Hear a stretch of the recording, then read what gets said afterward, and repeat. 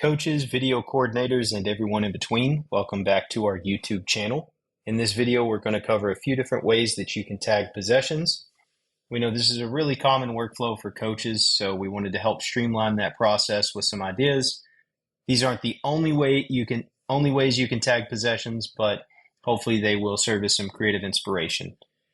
In this template, you'll see some notes. You'll see a few pictures of how these will display on the timeline, but this video will hopefully fill in the gaps with some context. We have these set up, the button set up in pairs. So option 1 would be the red and the blue button. Option 2, green and orange. Option 3, blue and purple.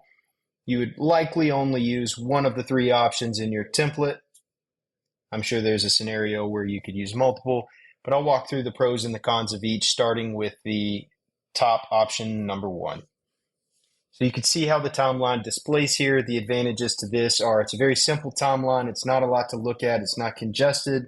And you can watch all of the action in one row, or you could flip this into playlist view, watch it as a playlist without any repetition, and see just the game action or just the flow of the action that you wanted to see with everything else cut out. What this would look like as you're tagging, we'll go through here. Team's taking the ball out. We've had the button set up as mutually exclusive. And what that means is they both can't be active at the same time. So blue has the ball here. And once the possession changes, I don't actually have to end this clip. I can just hit the red button and it will automatically end the blue clip for me. It's a seamless transition, so there's no action missed. And we'll let this possession finish out. All right, we're going to stop it there, and I'm going to pause my film. You can see how it displays. The disadvantages here is the only data connected to these clips is the possession tag. So you wouldn't be able to delineate by team or by player, anything of that nature. But sometimes you're just looking for a really quick way to tag the game action, be able to split it into clips, and this is the fastest way to do that since those clips are set up as mutually exclusive. You don't have to start and stop the clip each time as the action's going back and forth. Option 2 here is nice when you're focused on one team. You want to be able to delineate between offensive and defensive possessions. So maybe you're focused on one team in your self-scout, or you're just scouting one opponent, and you want to be able to separate their offensive and defensive clips, but you want to tag all the possessions in the game. This would be a great way to do that. The way to display on the timeline, the top row there has all clips, offense and defense, or you could take a step down and you could see all of Team A's offensive possessions by clicking that row or dragging those into a playlist, or you could see all of Team A's defensive possessions separated out there. So it gives you the option to kind of focus on one side of the ball or the other. That's how it displays. And as we're tagging, if we focus on option number 2 here, let's say we're focused on the white team here. They're inbounding the ball. I'm going to start my offensive clip.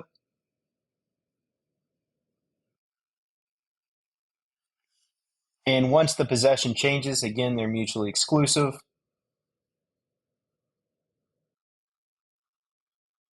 So I don't actually have to click the green offense button to end the clip. I can just click the orange defense button. So now white is on defense. That's who I'm focused on.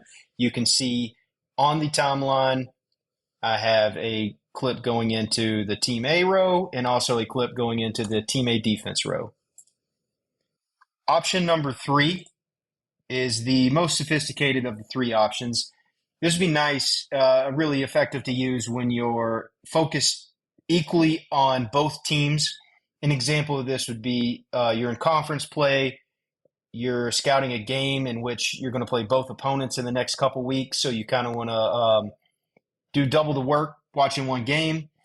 The way these buttons are set up is we're going to tag based on who has the ball. So Team A will say that's the team in white.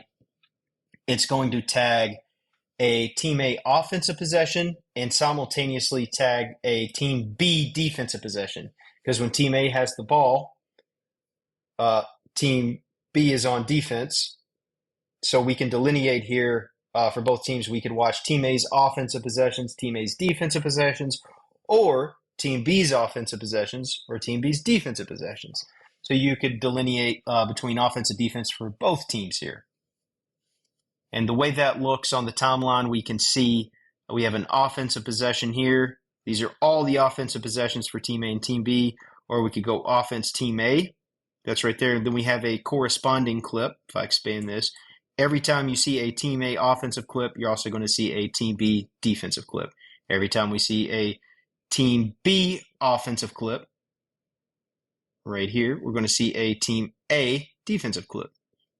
So it kind of tags two things. It does tag two things at once. And the way that looks as we're tagging, all right, Team A is going to have the ball.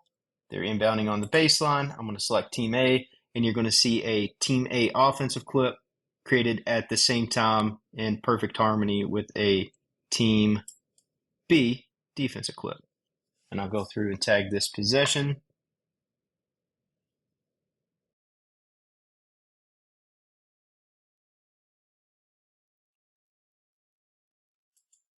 Team B has the ball. We see the Team B offensive clip and the Team A defensive clip being tagged at the same time.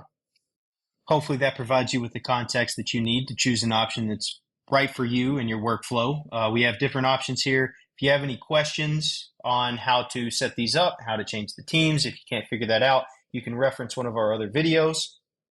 And if you need further assistance, please reach out to our support team or reach out to your sales rep. We'd love to hear your ideas and your feedback. And thanks for watching.